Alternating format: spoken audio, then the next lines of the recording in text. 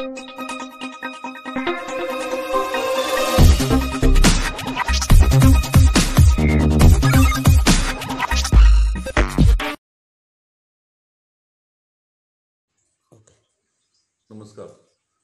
आज बेंगळूर येथे समस्त मराठा समाज कर्नाटकाच्या प्रमुख कार्यकर्ते पदाधिकाऱ्यांची बैठक झाली.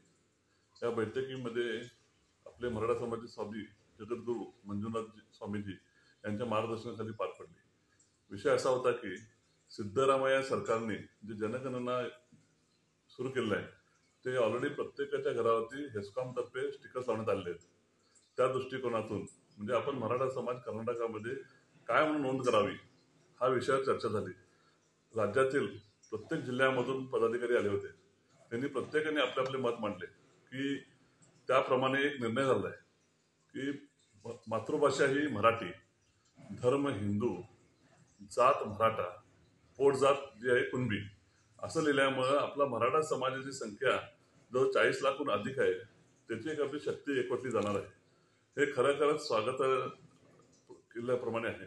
का म्हणजे येणाऱ्या पिढीचा आपण विचार करून मराठा समाजाच्या उद्धारासाठी ही आपण एक वेगवेगळे चिंतन करून हा निर्णय घेण्यात आला आहे.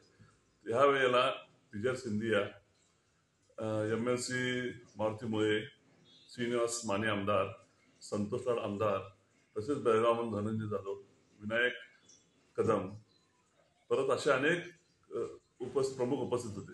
तरी माझी सर्व आमच्या मराठा समाजातील सर्व नागरिकांना, सर्व प्रमुख जे आपले ज्येष्ठ आहेत त्या सर्वांना विनंती आहे की त्यांनी देखील कॉलम नंबर 2 मध्ये आपली मातृभाषा मराठी 16, 17, 18 मध्ये कॉलम नंबर 16, 17, 18 हिंदू, मराठा आणि कुणबी याप्रमाणे नोंद करावी, जेणेकरून कर्नाटकामध्ये येणाऱ्या काळामध्ये आपल्याला आरक्षण मिळावं.